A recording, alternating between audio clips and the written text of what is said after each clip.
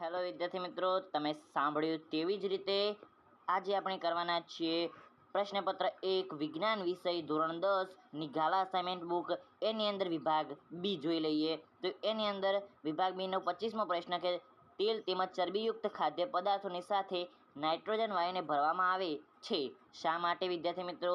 તો એનો જવાબ આપણે જોઈ લઈએ.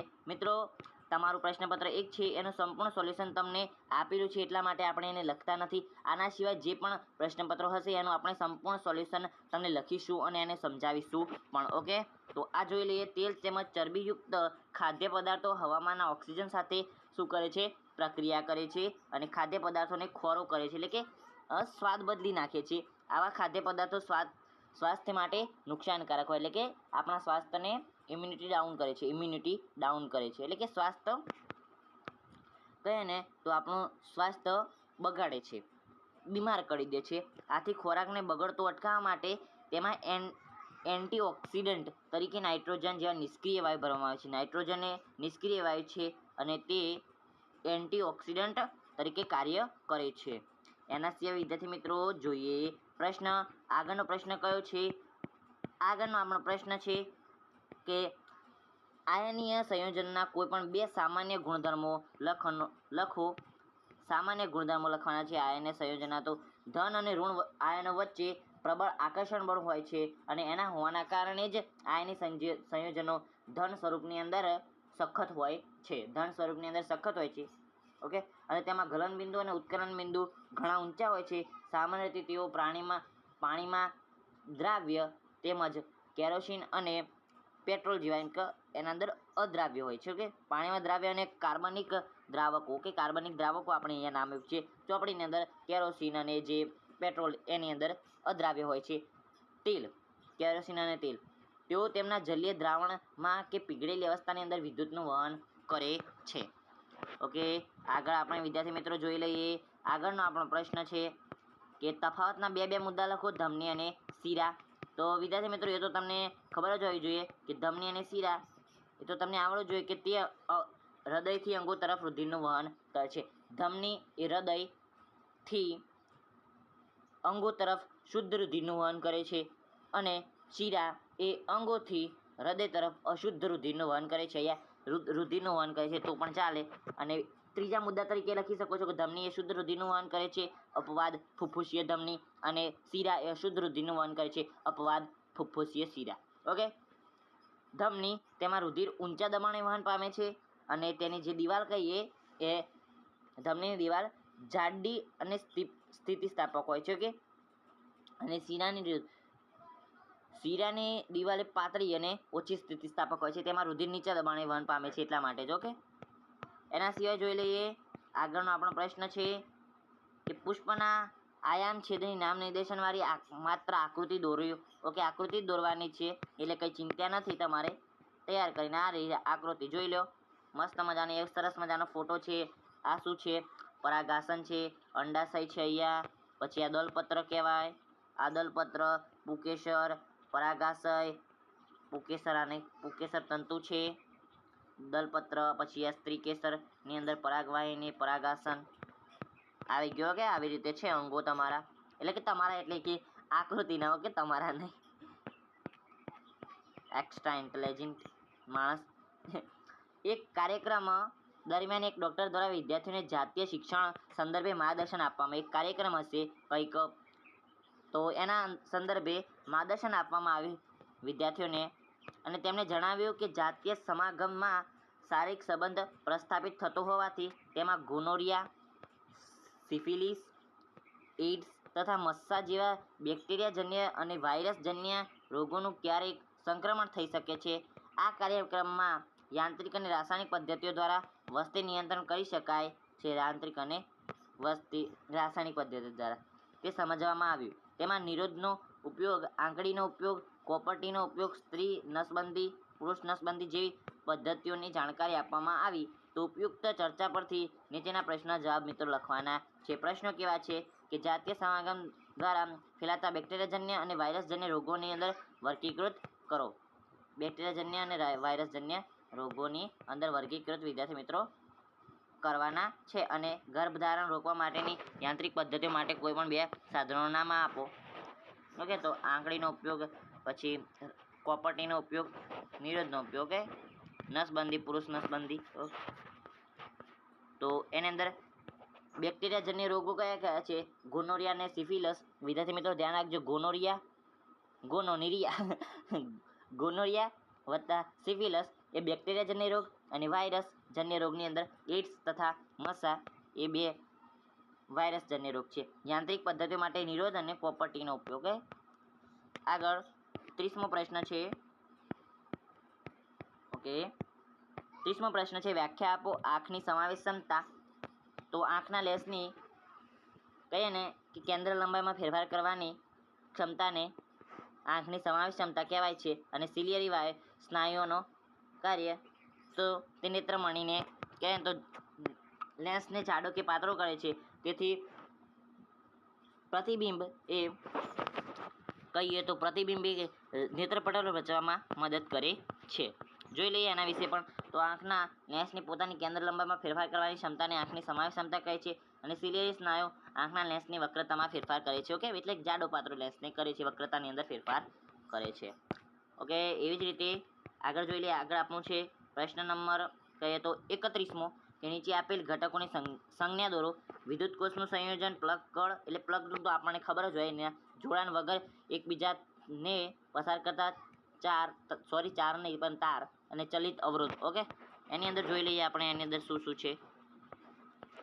એની અંદર આપેલું છે કે વિદ્યુત સંયોજન આવી રીતે છે, વિદ્યુત સંયોજન, અને પ્લગ કળ આવી રીતે જોડાણ વગર એકબીજાને પસાર કરતા તાર. મિત્રો તમારા જે ઓહમનો નિયમ આવે ને, ઓહમના નિયમના ઉપર આ બધા ઉપરને લગભગ બાજુના પેજની અંદર આ બધા સંકેતો આપેલા છે. બધા જ મિત્રો તૈયાર કરી દેજો. આપણે કહીએ ને 101% એના અંદરથી પૂછાય તો છે જ. ઓકે, એના અંદરથી પૂછાઈ શકે છે. બહુની સંભાવના છે એની અંદરથી આવી જે કહીએ ને આકૃતિ પૂછાવાની કે આ પ્લગ દોડો, બહુ જ વાની સંભાવના છે. એટલા માટે કહું છું તૈયાર કરી દેજો. 10 મિનિટ લાગે એટલું તૈયાર કરતા. અગર ચલિત અવરોધ અથવા તો આવી રીતે ચલિત બતાવી શકાય, આવી રીતે બતાવી શકાય, આવી રીતે ચલિત બતાવી શકાય છે. હવે જોડાણ વગર એકબીજાને પસાર કરતા આવી રીતે બતાવાય. અને પ્લગ કરનું તો તમને ખબર પડી ગઈ. ઓકે, આગળ જોઈએ તો 12V એટલે કે વોલ્ટેજ વિદ્યુત સ્થિતિમાનનો તફાવત ધરાવતા 2 બિંદુઓ વચ્ચે 2C કુલમ, એટલે કે C એટલે કુલમ. ઓકે, 2 કુલમ વિદ્યુત ભારને લઈ જવા માટે કેટલું કાર્ય કરવું પડશે? જોઈ લઈએ. આની અંદર દાખલો છે તો કઈ રીતે તમારો દાખલો ગણેલો છે. દાખલો વાગ્યો રે. ઓકે, V બરાબર 12V અને વિદ્યુત ભાર Q બરાબર 2C. ઓકે, અને W આપણે શોધવાનો છે. V = W ભાગ્યા Q. ઓકે, તો V બરાબર 12 છે, W એના છેદની અંદર W આપણે શોધવાનું. W એટલે કાર્ય. ઓકે, નીચે 2 છે તો 2 ની આ સાઈડ લઈ જશું તો 12 ગુણ્યા 2 એટલે 24. તો કાર્ય = 24J એટલે કે જૂલ. કરવું પડતું કાર્ય બરાબર 24 જૂલ કાર્ય કરવું પડશે. ઓકે, ચલો વિદ્યાર્થી મિત્રો, તમને વિડીયો ગમતો હોય તો હા ખાલી ટાઈપ કરી દેજો ચેનલની કમેન્ટ બોક્સની અંદર. ઓકે, ચુંબકીય ક્ષેત્રની લાક્ષણિકતાઓ જણાવો. ચુંબકીય ક્ષેત્રની લાક્ષણિકતા જણાવે છે. એના પછી તફાવત આપો. ઘટકો, અજૈવિક ઘટકો અને જૈવિક ઘટકો. ઓકે, એની અંદર પણ વિદ્યાર્થી મિત્રો જોઈ લઈએ. ચુંબકીય ક્ષેત્ર રેખાઓની લાક્ષણિકતાઓ નીચે મુજબ છે. ચુંબકીય ક્ષેત્ર રેખાઓ ઉત્તર ધ્રુવમાંથી નીકળે છે અને ચુંબકની બહાર બાજુએ દક્ષિણ ધ્રુવની અંદર દાખલ થાય છે. જ્યારે ચુંબકની અંદર ક્ષેત્ર રેખાઓની દિશા તેના દક્ષિણ ધ્રુવથી ઉત્તર દિશા તરફ હોય. આમ ચુંબકીય ક્ષેત્ર રેખાઓ બંધ ગાળા એટલે કે વક્રો રચે છે. ચુંબકીય ક્ષેત્ર રેખાઓ ધ્રુવ પાસે એકબીજાને વધુ નજીક એટલે કે ગીચ હોય. જ્યાં ચુંબકીય ક્ષેત્ર પ્રબળ હોય છે અને ચુંબકના મધ્યભાગ અને ચુંબકથી દૂર તેઓ એકબીજાથી દૂર એટલે કે છૂટી હોય છે. જ્યાં ચુંબકીય ક્ષેત્ર નિર્બળ હોય છે. ચુંબકીય ક્ષેત્ર રેખાઓ કદાપી એટલે કે ક્યારેય પણ એકબીજાને છેદતી નથી, કારણ કે જો છેદે તો છેદન બિંદુ પાસે હોકાયંત્રની સિવાય ચુંબકીય ક્ષેત્રની 2 દિશાઓ દર્શાવે છે, જે શક્ય નથી. જો ક્ષેત્ર રેખાઓ સમાંતર અને એકબીજાથી સમાન અંતરે હોય તો તે સમાન ચુંબકીય ક્ષેત્રને દર્શાવે છે. આગળ જોઈ લઈએ જૈવિક અને અજૈવિક વચ્ચેનો તફાવત. તો નિષેધનના બધા સજીવો જૈવિક ઘટકોની અંદર સમાવેશ થાય છે. નિર્સંદ તંત્રના બધા નિર્જીવ સજીવ જૈવિક ઘટકોમાં સમાવેશ થાય છે અને બધા નિર્જીવ અજૈવિક ઘટકોની અંદર સમાવેશ થાય છે. તમામ ઉત્પાદકો, ઉપયોગી અને વિઘટકો જૈવિક ઘટકો કહેવાય છે. ભૌતિક ઘટકો જેવા કે તાપમાન, વરસાદ, ભેજ, પવન, ભૂમિ, પ્રકાશ, ખનિજ દ્રવ્યો વગેરેનો અજૈવિક ઘટકની અંદર સમાવેશ થાય છે. ઓકે, 35મો પ્રશ્ન બહુ લાંબુ દેખાય છે, પરંતુ કંઈ વાંધો નહીં. આનંદથી જે તમને એવું લાગે કે આ લખવા જેવું છે એ જ લખવાનું. જૈવિક વિશાલન વિશે ટૂંકમાં જ લખવાની છે આપણે. તો કે 2 માર્ક્સની અંદર પૂછાયું હોય તો ઓછામાં ઓછા તમારે 4 મુદ્દા લખવા પડે એની અંદર. આ મુદ્દા પ્રમાણે લખવાના. એ ફકરા લખ્યા છે એટલા માટે તમને લાંબુ લાગે. સજીવો તેમની આહાર, ઓકે, તો સજીવો તેમની આહાર એટલે કે ખોરાકની જરૂરિયાત માટે એકબીજા પર આધારિત રહી આહાર શૃંખલા રચે છે. એ તો તમને ખબર હશે કે સજીવો છે એ એકબીજા ઉપર આધાર હોય છે ખોરાક માટે, અને શું રચે છે? આહાર શૃંખલા રચે છે. અને આ આહાર શૃંખલા દ્વારા ઉર્જા અને પોષક દ્રવ્યો એટલે કે આ જે આહાર શૃંખલા રચી આવી રીતે એ આહાર શૃંખલા દ્વારા ઉર્જા અને પોષક દ્રવ્યો ક્રમશઃ એટલે કે ક્રમ મુજબ ઉપલા સ્તરની અંદર વહન પામે છે. આ ઉપલા સ્તરની અંદર વહન પામે છે. જો નિસંતના જૈવ ઘટકોમાં કોઈ જૈવ અવિઘટનીય પદાર્થ પ્રવેશે એટલે કે જેનું જૈવ કહે ને કે જૈવિક ઘટકો દ્વારા વિઘટન ન થઈ શકે એવો જૈવ અવિઘટનીય પદાર્થ પ્રવેશે, ઉદાહરણ તરીકે પ્લાસ્ટિક, તો ઉપલા સ્તરે તેની સાંદ્રતાની અંદર ક્રમશઃ વધારો થતો જાય છે. જે યુરિયા હોય ને બધું ખાતર હોય. અને કૃષિ વનસ્પતિઓના વિવિધ રોગ તેમજ કીટકોને બચાવવા માટે અનિયંત્રિત જંતુનાશકો અને રસાયણનો ઉપયોગ કરવામાં આવે. આ રસાયણો ભૂમિ અને પાણીના સ્ત્રોતની અંદર ભળે છે. ભૂમિ અથવા તો પાણીની અંદરથી તેઓ વનસ્પતિના શરીરના અંદર અને ત્યાંથી તૃણહારીઓ અને માંસાહારીઓના શરીરની અંદર પ્રવેશે છે. આ રસાયણો જૈવ અવિઘટનીય હોવાથી તેઓ પ્રત્યેક પોષક સ્તરના વધારે સંગ્રહ પામતા જાય છે, જેને જૈવિક વિશાલનની ઘટના કહે છે. ઓકે, જૈવ અવિઘટનીય કહીએ ને તો એનો પોષક સ્તરે વિવિધ પોષક સ્તરે વધારે સંગ્રહ થતો જાય એને જૈવિક વિશાલન કહે છે. કોઈ પણ આહાર શૃંખલા મનુષ્યના ટોચના સ્થાને છે, તેથી આપણા શરીરની અંદર આ રસાયણો સૌથી વધુ માત્રામાં સંચય પામતા હોય છે. તેથી કૃષિ ઉત્પાદનમાં વધારે મેળવવા આ રસાયણોની આવશ્યકતા હોવા છતાં તેનો નિયંત્રિત ઉપયોગ કરવો જોઈએ. ઓકે, એના પછી 36મો પ્રશ્ન છે આપણો, જોઈ લઈએ. એની અંદર શું છે? 36મા પ્રશ્નની અંદર આપે છે કે નીચે આપેલ મનુષ્યની ઉત્સર્જન તંત્રની આકૃતિ દોરવાની છે. A, B, C અને D ના ભાગો લખવાના છે. ઓકે, તો અહીંયા જોઈ શકો છો કે એ શું છે? સોરી, એ છે શું છે? મૂત્રપિંડ છે. B એ શું છે વિદ્યાર્થી મિત્રો? B એ છે મૂત્રવાહિની. C એ મૂત્રાશય અને D એ છે મૂત્ર માર્ગ. ઓકે, આગળ જોઈ લઈએ. ચલો, એના પછીનો પ્રશ્ન છે જમણા હાથના અંગૂઠાનો નિયમ સમજાવો. આકૃતિ જરૂરી છે. જમણા હાથના અંગૂઠાનો નિયમ સમજાવો. જોઈએ જમણા હાથનો અંગૂઠાનો નિયમ કેવો છે.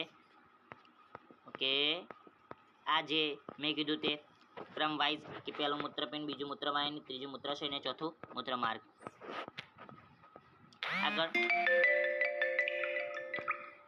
આગળ વિદ્યાર્થી મિત્રો 37મો પ્રશ્ન હતો કે જમણા હાથના અંગૂઠાનો નિયમ સમજાવવાનો હતો. અહીંયા સુરેખ વાહક કહી શકીએ આરીએ, ચુંબકીય રેખા છે અને વિદ્યુત ભાર. એટલે આકૃતિ દર્શાવેલી છે. કલ્પના કરો કે તમે તમારા જમણા હાથની અંદર વિદ્યુત પ્રવાહ ધારિત સુરેખ વાહકને એવી રીતે પકડો છો કે જેથી તમારો અંગૂઠો વિદ્યુત પ્રવાહની દિશાનું સૂચન કરે છે.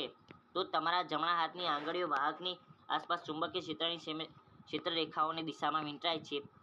આ નિયમને જમણા હાથના અંગૂઠાનો નિયમ કહે છે. વિદ્યાર્થી મિત્રો, ખબર પડી ગઈ? ફરી મળીશું આવતા વિડીયોની અંદર વિદ્યાર્થી મિત્રો. એની અંદર આપણે વિભાગ C નું સોલ્યુશન કરીશું. ઓકે, એના અંદર પણ આખું પ્રશ્નપત્ર એનું સોલ્યુશન જે ગાલા અસાઇનમેન્ટ બુક છે એની અંદર આપેલું છે, પરંતુ આપણે એનું સોલ્યુશનના વિડીયો કેમ અપલોડ કરીએ છીએ?